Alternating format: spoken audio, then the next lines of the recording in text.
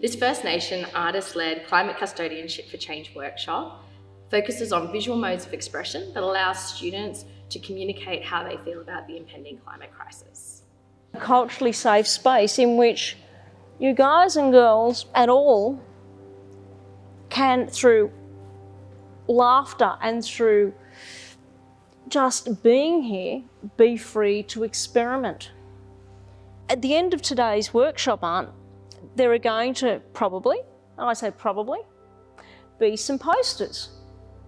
Because today we're here and we're focused on how we as custodians of country, how we have to keep looking, we all have to keep looking after country. Country is absolutely essential. Just what Madison is saying too is that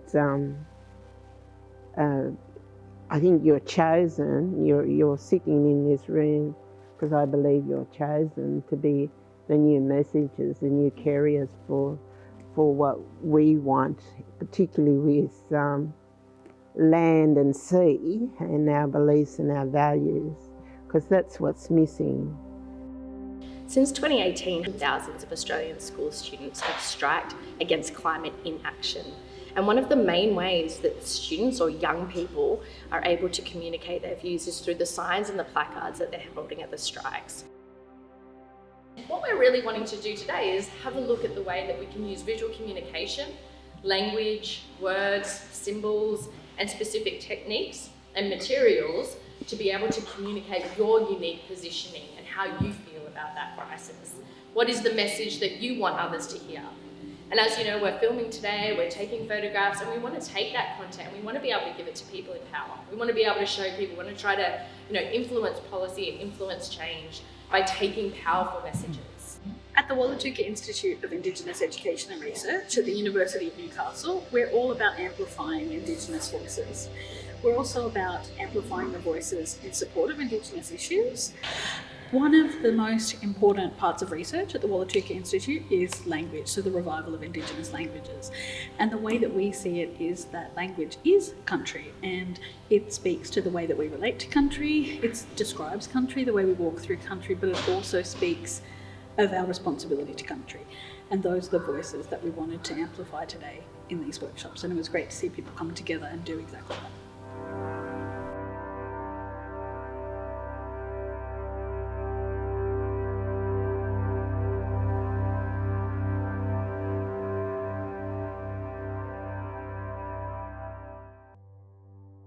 I think incorporating First Nations perspectives into climate action is important because it lets us draw from the past, lets us care for country, lets us understand how the elders of the past can help us look to the future. I mean, just having the Indigenous elders with us, just being with them was awesome.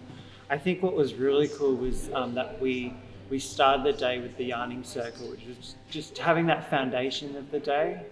We could have just developed a community here. We might have just done that.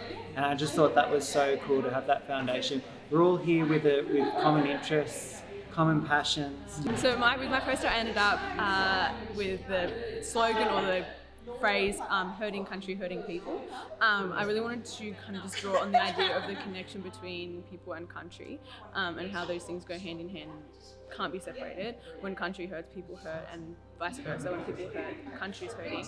And more importantly, on this topic with climate justice, with the violence that is happening to country, that's going to in turn affect us, or is affecting us as a people, and will lead to us suffering as well as country suffering. So my two posters I got, I did Get Up, They Won't. So it's a meaning behind Get Up is everyone getting up and starting something for a good cause. And I did it like a fiery background just so it can relate into nature, but also relate into our anger and grievance of what's happening. Mm-hmm. Today has been such an exciting opportunity because we've brought together 3 different institutions: the University of Newcastle, Western Sydney University and UTP, an arts organisation here in Bankstown. Together we've brought together experts from across Indigenous studies, from education, communication, creative industries and design, and worked with a group of students in order to think about the ways in which the protest poster can be used as a form of storytelling. Collaborations like this are incredibly important for UTP because it gives us a chance to work with partners who have really deep connections, and in this instance, deep connections with First Nations artists, academics and students. Working with a university like Western Sydney that has such a high proportion of First Nations students is just so incredibly rich and such a beautiful opportunity for us to deeply engage. Working with community partners, university partners, other artistic partners is how we do things at UTP, and it's really just part of our process, and it's really important.